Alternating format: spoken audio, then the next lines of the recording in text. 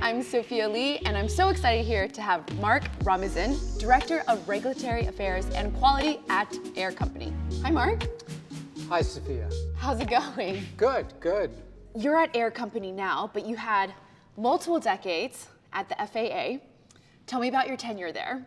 I can recall sitting at my desk back in the mid-2000s, thinking that I had a very boring job that nobody at the FAA was really interested in because jet fuel is so safe and the FAA's business is to ensure safety. And all of a sudden I started getting phone calls from captains in the Air Force, majors. They all had the same question. They were asking, how does the FAA approve jet fuel? And it turns out that the military in the mid-2000s had a big push to look for alternative sources or materials to make jet fuel from due to supply security reasons. So the environmental community teamed up with the military community. Wow, that's amazing. It was these two very different cultures working together on a common purpose. So that's how sustainable aviation fuel worldwide got started? Primarily, yes. Wow. Yes. Did you ever think that was too good to be true?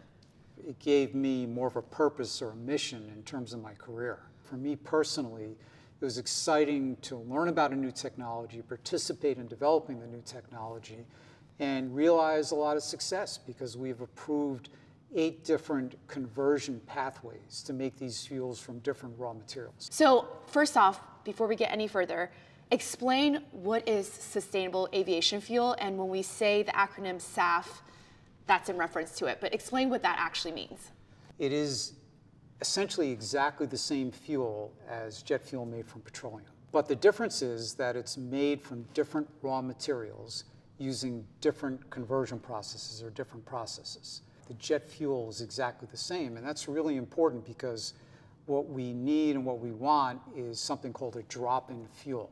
In other words, a fuel that can drop in to the airport, to the tanks at the airport, can be used on the airplanes without any changes to the airplanes at all. The net impact on carbon emissions is less because you're removing carbon from the air to make the fuel. Whereas with petroleum, you're not taking any carbon out of the air. You're just taking the oil out of the ground. It's been in there for millions and billions of years or whatever. This is really interesting because at a molecular level, sustainable aviation fuel is the same as jet fuel. Yes. But it's just different what it's made out of. Yes, yes. But with our company's process, we take CO2 directly from the atmosphere or from emissions from, for example, from an ethanol plant or something like that. But with other pathways using other feedstocks, there's a lot more work to do up front to get that carbon and get that hydrogen out of them. So that's kind of what is unique about AIR Company. Wow. Did you ever even imagine that would happen in your one career span? No, and it's not over yet. So there's more to come, especially with AIR Company, which is exciting, and I'm looking forward to that. Okay, so the aviation industry is responsible for around 2.5% of all of our global greenhouse gases. If it were a country, it would be one of the top 10 carbon polluting countries. So why is sustainable aviation fuel so important for combating the climate crisis? Greater usage of SAF is by far would have the most impact. You can have an impact of greater than 50% up to something like 80% reduction in net carbon emissions. The greater usage of these fuels is clearly necessary. Wow, sustainable aviation fuel can be accountable to reducing the entire aviation's footprint by 50 to 80%. Yes, yes. That's insane. Just that one solution, that's incredible. So, I mean, beyond just that, why should the average person care about SAF? Airline travel is an integral element of our society, right? We want to keep doing that. We want to keep doing that without having an adverse impact on our climate. People can look toward their elected representatives and try to support any policy that helps or subsidizes sustainable aviation fuel. Wait, but this is so exciting because it's like we're reinventing a whole new supply chain system. Fossil fuels 100 years ago, they had to do this, and now we have this opportunity to reinvent the cycle and actually change the systems, right? Tell me what other methods there are in creating SAF. Yeah, there are currently 8 different methods, or we call them pathways or conversion processes, that are effectively approved. So there are 8 different routes you can take from a raw material, convert it into a jet fuel, that don't include petroleum. You've already explained that sustainable aviation fuel can be made from carbon dioxide, hydrogen, and different kinds of feedstock. What makes Air Company's sustainable aviation fuel so different from the other companies? Think of it as a more direct route to obtaining the feedstocks, the two key ingredients you need to make these fuels, carbon and hydrogen. It seemed like an elegant solution, and frankly, a greater chance for success and scale up than the other technologies that I've been looking at. So it's a more elegant solution than Yeah. just solely relying on feedstock that requires land, resources, food that we're in competition for. Yes, exactly. Walk me through the benefits of PTL technology, and what does that stand for? Yeah, PTL stands for power to liquids. It's a family of different types of processes where you're relying on electrical energy to separate hydrogen from water in a process called electrolysis. That's why it's called power to liquids, or PTL. There is one form of PTL that relies on the Fischer-Tropsch process. So it's an already improved pathway. Air Company is within the family of PTL. However, we skip a step in the process, and our process is a more direct means to convert the carbon and hydrogen into liquid fuel. So we are referred to as a power to liquids process, but the way to think of it is our process kind of mimics photosynthesis, where a plant will take in carbon dioxide and directly convert it into energy, let's say. And Air Company's process is more direct. We don't go through Fischer-Tropsch.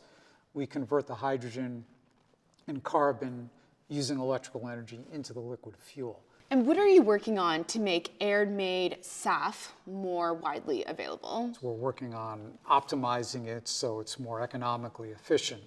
So I'm helping guide that process. Is sustainable aviation fuel already being used in airlines and airplanes? Yes. Can I take a plane that is being used with SAF?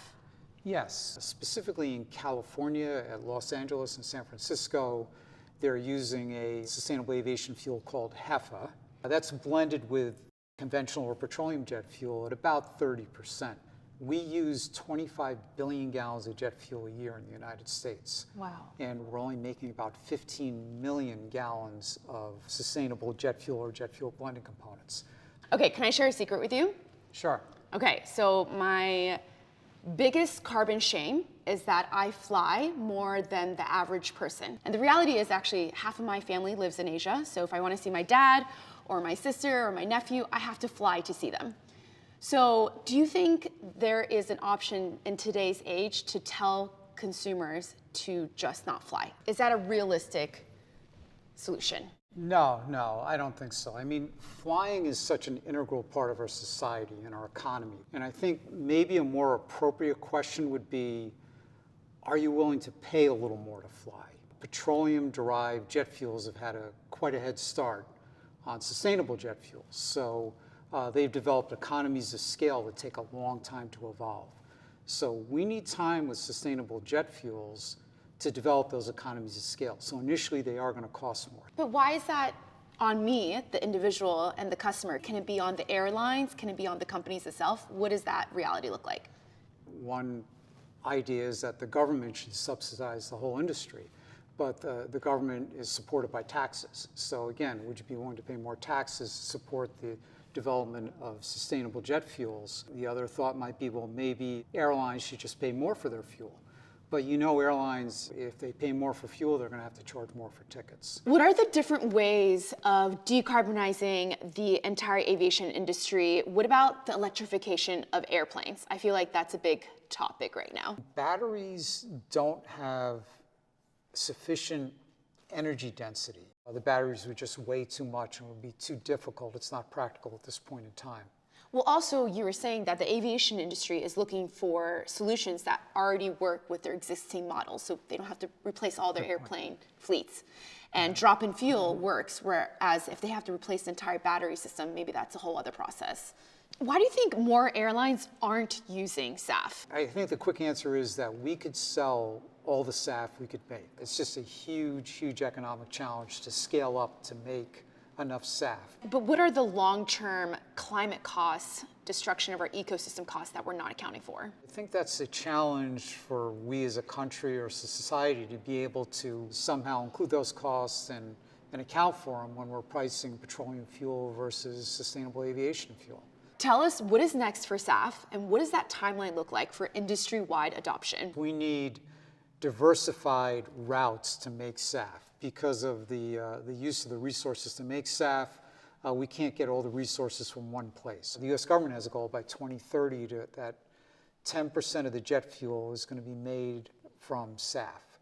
Why are you so fascinated and curious and passionate about making SAF a reality for travelers all around the world in your lifetime? My whole life growing up, the specter of oil has been hanging over my head and creating all these geopolitical issues. There are only good reasons to pursue working on SAF.